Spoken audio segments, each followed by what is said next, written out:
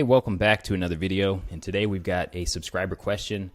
Pretty quick question to answer, but I just wanted to get on the horn and answer this question. So they asked me, how do we basically go about retiring within 10 years? So this person started a little bit late, and we're just going to go ahead and answer their question. So what I've got pulled up here is the average total expenditures for 2019 for the US. So as we've seen, the Fed has turned a little bit hawkish because they see the inflation. It's kind of hard to ignore the inflation that's going on. But anyways, all that to say, $63,000 is the total average expenditures for someone in the US. So I'm assuming they're in the US. This information could be looked up anywhere else, any other region. But as we see, it's higher in the Northeast, highest in the West, lowest in the South, and pretty low in the Midwest. So depending on where you're at, this will change, but I just went with this total average expenditures overall over the entire country. So what I've got pulled over here is I wanted to show you guys this stock screener, and I'll get to why in a second here.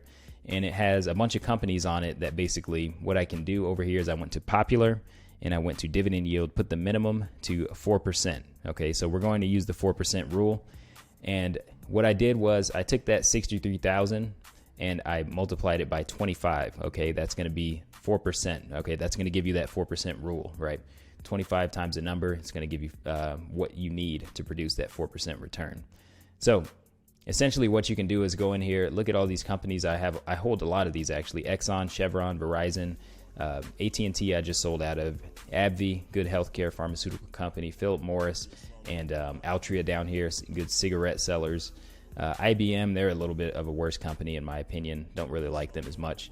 British American Tobacco, they sell tobacco. I hold a little bit of them. We go over here, I think we saw Honda over there. Honda's a decent company. But anyways, all that to say, there's a lot of pretty decent companies that pay out a safe 4% yield. So it's a growing yield as well. So it'll grow with inflation, hopefully, depending on how inflation starts to heat up.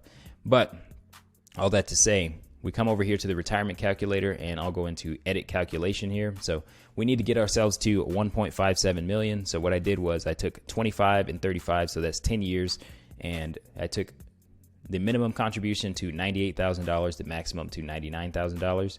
We take that, calculate that, press calculate down here, and it gives you essentially what you're going to have at the end of that 10 years. So to get the 1.57, you had to put in $99,000. So we go in here and we've got a 10% investment return. So as we change that, that's going to go up or down. Let's say that we got 12, that would obviously make it much higher. So anyways, all that to say, you're going to need to make about $99,000 after tax and invest it at a 10% return. So if we assume a lower return, we have to make even more money. So all that to say, to make that amount of money, you're probably going to have to go into some type of sales, or have some type of good job already. So you're going to have to get paid based on your performance. If you're later on in your life, or you want to retire quickly, you're going to have to get paid based on what you produce, not necessarily a normal job. It's not going to get you there. So hopefully that illuminates some things for the person who answered the question. If you guys want to support the channel, please do hit the links down in the description.